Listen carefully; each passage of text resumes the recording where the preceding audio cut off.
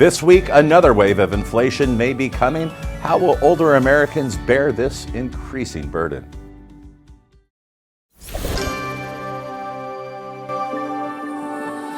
Building relationships is the way Mutual of Omaha has grown into one of the leading financial services companies in the world. Our reverse mortgage wholesale division is proud to carry on this 100-plus year tradition. To your borrowers, a reverse mortgage is more than a transaction. It's a promise of a better, more stress-free life. Our goal is to provide you, our valued client, with the best service and support possible so you can focus on helping your borrowers achieve the retirement of their dreams. Welcome back to the Industry Leader Update. The latest CPI inflation report was a disappointment. March's Consumer Price Index came in much hotter than anticipated. The annual rate of inflation increased by 3.5% in March. That's a significant increase from February's 3.2%. With the cost of fuel and groceries still climbing and mortgage rates at a 23-year high, there's no sign of inflation retreating. And this has led many economists to expect that the Federal Reserve may not cut interest rates at all this year. But before we continue, if you find value in today's episode, please consider clicking on the like button or sharing this video with others. Thank you in advance for your consideration. Now, let's look at just where we find ourselves today.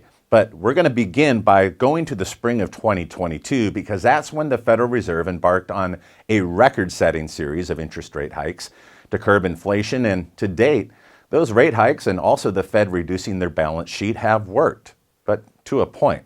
However, with home prices stuck stubbornly high at near record levels in most markets across the country and also mortgage rates, a key component of core inflation remains problematic. In fact, rents and the owner's equivalent comprise 40% of the core consumer price index. However, it should be noted that the core CPI does exclude both food and fuel. But coupled with rising fuel costs, the overall CPI could actually become entrenched at a high rate. Now, despite the Fed's efforts, inflation could push even higher in the future. Why? 2 words: government debt.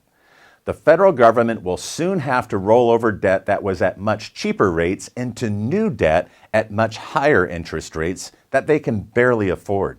And this leaves our government with 2 choices: either default or to have the Federal Reserve begin once again quantitative easing or money printing. Ultimately, our debt is monetized in one of 4 ways: borrowing the money by issuing treasury bonds, printing more money, quantitative easing, increasing taxes, and lastly, and least likely, is to reduce government spending. Now, when our debt is monetized with quantitative easing, the federal government pushes that cash into our economy, but in doing so, they further accelerate the rate of inflation.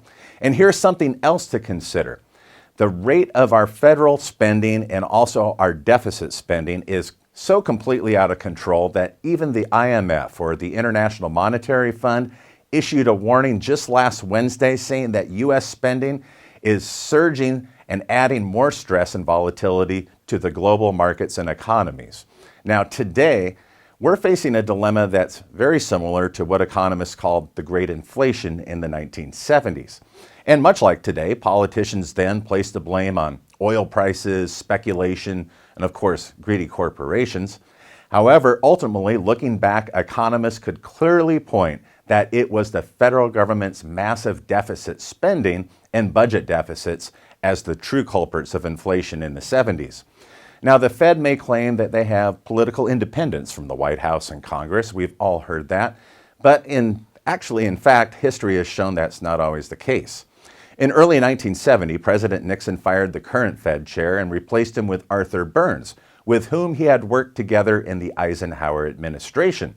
And after Burns, the Fed chair, hiked the Fed funds rate between 1972 and 74, he reversed course the following year, facing a steep recession and high unemployment.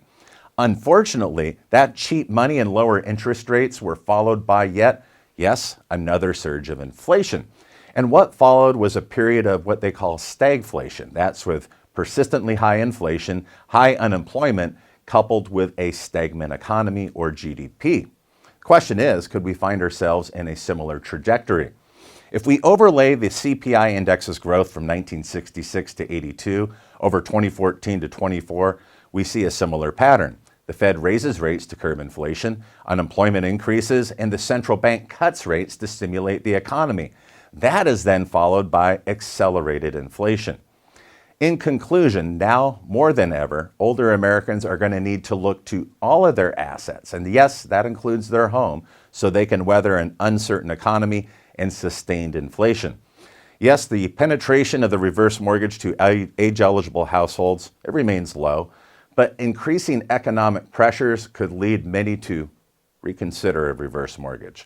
Now, what are your thoughts? Do you think we're going to see sustained inflation or inflation even increasing more? And secondly, do you think that will motivate more needs-based borrowers to consider a reverse mortgage?